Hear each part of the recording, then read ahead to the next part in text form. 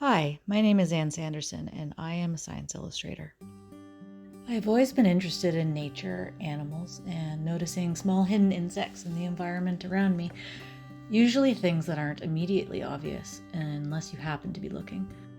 When I was young, I would draw animals and plants constantly, from life if they would stay still long enough. Art was important to me, but when it came to deciding whether or not to go to art school after high school or pursue studies in science, I ended up choosing science, specifically zoology. I hadn't realized art and science could be combined into one career until later in university. A professor who painted his subjects, in this case parasites, noticed that I was sketching everything I saw under the microscope instead of taking extensive notes. He mentioned that there were science illustration postgraduate classes in several countries, and it might be something to look into. I ended up following his advice and attending the University of California, Santa Cruz for a certificate in science illustration. The coursework included both digital and traditional art and focused on how to best depict a subject in a way that's both visually pleasing and accurate. It was there where I first learned how to work digitally, a medium that I use quite frequently now. When I started as a freelance artist after school, I mostly illustrated for kindergarten to grade 12 textbooks. Now that I have a child in JK, I appreciate the importance of artwork in the learning process even more. To a certain extent, everyone is a visual learner, and augmenting the text of a page with artwork helps you understand and retain the information. As I grew my freelance career, I was contacted by students and scientists to help with the visuals of their papers and outreach materials. The first person to do so worked with native bees. It just so happened that I had always been interested in pollinators. Butterflies are an easy one, being more obvious, but I also really enjoy sitting in a garden or park and watching our native bees at work.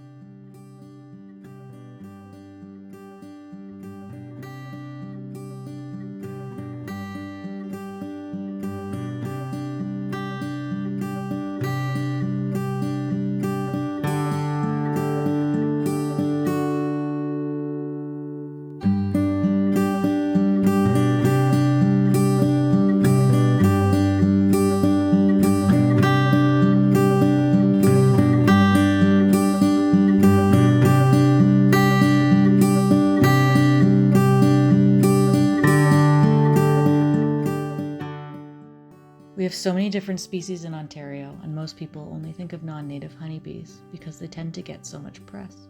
Some of my favorite work is educational materials for the public, specifically regarding bumblebees.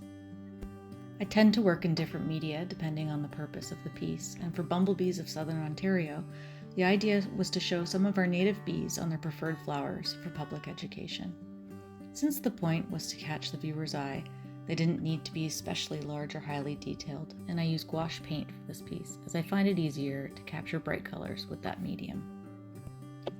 Accuracy is important in my work, but to what degree varies widely.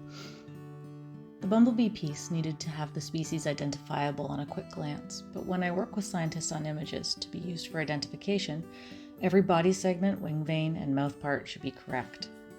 This requires a lot of research, and in these cases, I'd say 80% of the time I spend on a piece is taken up by finding photographs of the animal from different angles and reading up on the identifying characteristics of that species. Sometimes a single wing vein can be the difference between species, and I have to be aware of that before even starting the drawing. I'm often asked why photos can't be used instead of artwork, and the short answer is sometimes they can. If you have a photograph that shows the exact characteristics for the ID in the pose that you want, a photo will do. Where illustration comes in handy is when you want to filter out and de-emphasize certain parts of a species while focusing on others. This is why I work closely with the client, who's often an expert in their field, and someone who has seen these animals in reality. They will often send me a list of what needs to be emphasized, and then we have a lot of back and forth before I go to final. For these images, I almost always work digitally, as I find it by far the easiest media to go back and edit. For digital pieces, the actual drawing process is usually the same.